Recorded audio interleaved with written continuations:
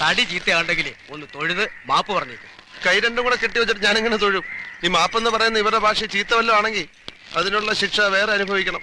മലയാളത്തിലെ സൂപ്പർ താരം മോഹൻലാൽ ഇന്ത്യൻ പ്രധാനമന്ത്രിയോട് ഫോണിൽ ക്ഷമ ചോദിച്ചു. ലേലു അല്ലൂന്ന് പറഞ്ഞാ മതി. എന്താന്ന്? ലേലു അല്ലൂന്ന്. കേന്ദ്രത്തിന്റെ അതിശക്തമായ ഇടപെടലിനെ തുടർന്ന് CBFCയുടെ കേരള ഘടകം ഈ സിനിമ വീണ്ടും കണ്ടു, വീണ്ടും പരിശോധിച്ചു.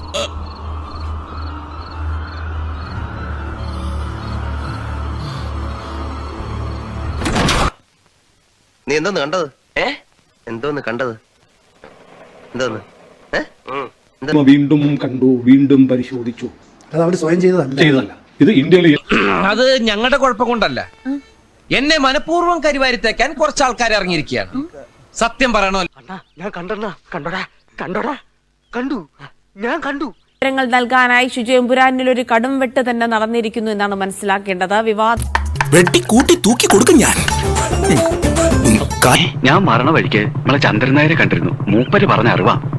തീരാണ്ട് നിൽക്കൂ, വെട്ടി കീറിക്കളഞ്ഞില്ലേ. ഭാഗങ്ങൾ സംഘപരിവാർ മുന്നോട്ട് വച്ചിരുന്ന എതിർപ്പുകളെ തുടർന്ന് അവർ ആരോപിച്ചിരുന്ന വിഷയങ്ങൾ ഉൾപ്പെടെ എല്ലാ ഭാഗങ്ങളും വെട്ടിമാറ്റിയെന്ന് തന്നെയാണ് മനസ്സിലാക്കുന്നത്, അല്ലേ? അതൊരു ഉറച്ച മനസ്സിൽ നിന്നുള്ള മറുപടിയാ. അത്രയും വേണ്ടിയിരുന്നില്ല ഭാനുവച്ചി. വേണം മോളെ. എമ്പുരാനിലെ 17 സീനുകൾ വെട്ടിമാറ്റുമെന്നുള്ള കാര്യമാണ് ആദ്യഘട്ടത്തിൽ പറഞ്ഞിരുന്നത്. വെട്ടി കീറിക്കളഞ്ഞില്ലേ. 18 വെട്ടാ. സത്യമാണോ മോളെ? ധൈര്യമാണ് ഏറ്റവും വലിയ കൈമുതൽ. കൊളക്കടവിൽ എല്ലാവരും പറയണോ ഇന്നലെ ഇവിടുന്ന് ഇറങ്ങി പോയ വഴിക്കാ. അപ്പുറത്തേക്ക് 24 ഭാഗങ്ങൾ എമ്പുരാനിൽ നിന്ന് പൂർണ്ണമായിട്ട് സെൻസർ ബോർഡ് ഇപ്പോൾ വെട്ടിമാറ്റിയിട്ടുണ്ട്.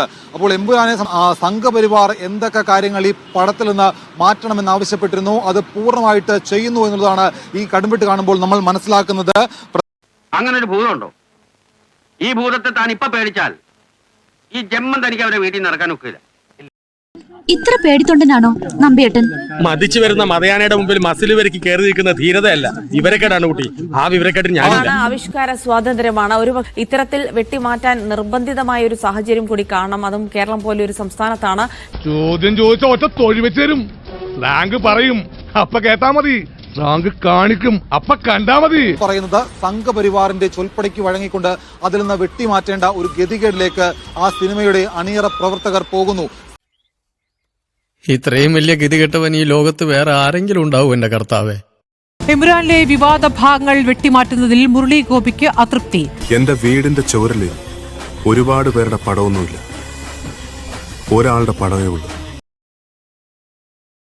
മോഹൻലാലിന്റെ ഖേദപ്രകടനം പൃഥ്വിരാജും ആന്റണി പെരുമ്പാവൂരും ഫേസ്ബുക്കിൽ ഷെയർ ചെയ്തെങ്കിലും പോസ്റ്റിനെ പാടെ അവഗണിച്ചാണ് മുരളി ഗോപിയുടെ മൗനം. മാപ്പ് ജയം പറയൂല കേട്ടാ.